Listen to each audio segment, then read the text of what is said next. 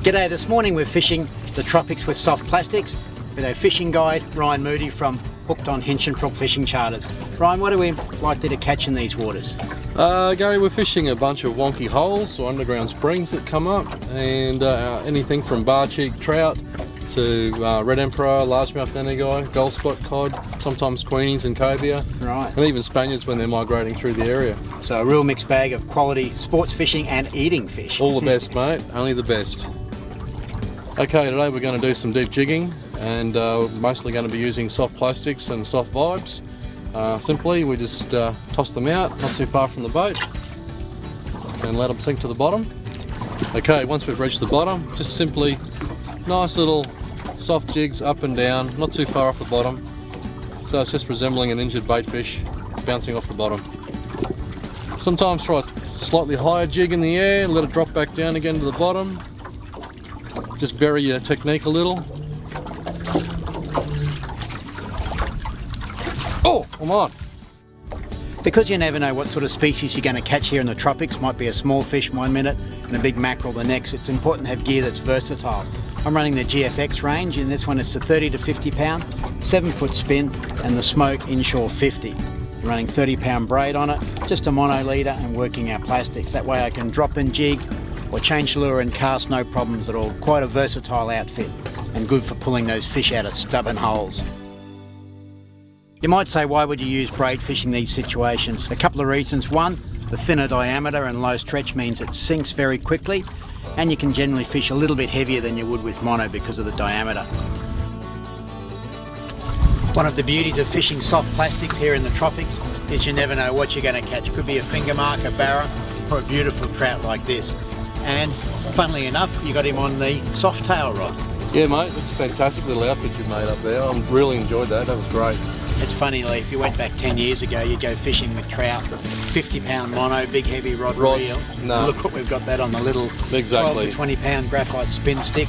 No, mate, we catch some really big fish these days, giant barras, threadfin, just on outfits. Well, I'm using your outfits myself, so yeah, it's been great. They've been really good outfits to use, mate. Well, 2 minutes into the day, that's a pretty good start. No worries, mate. We'll see if we can get something A bit anxious, yeah. Cheers.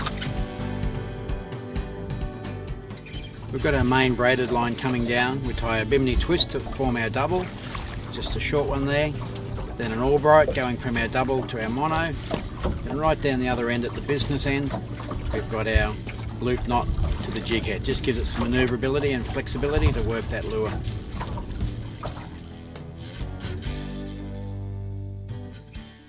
Okay, just working this nice little new lump of coral down here. We've been smashed straight away. The kind of tackle that we're using on the bottom down there is basically jig heads with soft plastics attached. The weight varies around about the amount of tidal movement you have. Generally, if you haven't got much tidal movement in these inshore areas, usually around about a 3/4 size jig head's sufficient. If you've got a bit of run, usually go up to about an ounce. Learning how to use your jig heads is just making sure it gets to the bottom, really. As far as your jigs sizes go, generally between a 6 and a 7-inch soft plastic or hard or soft vibe.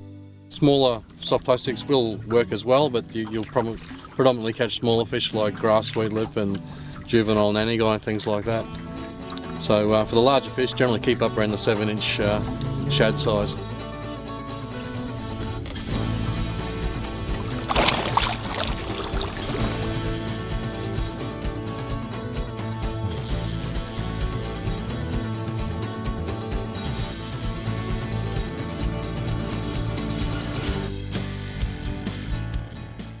Okay, just been jigging here with the Smoke 30 spin and Gary Howard's soft tail range of rods.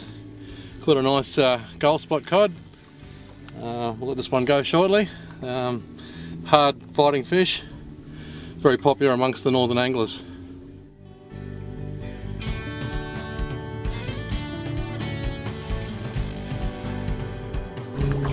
You can have all the right gear and the right technique, but if you're in the wrong spot and there's no fish, you won't catch anything.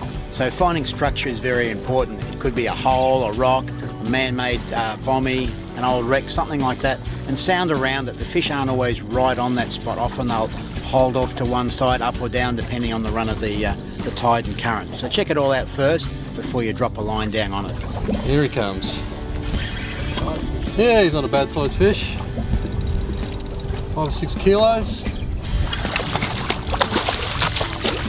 Great little fight in the Smoke Inshore 30. The soft tail range of rods. Great little combo. Well done, mate. Lovely.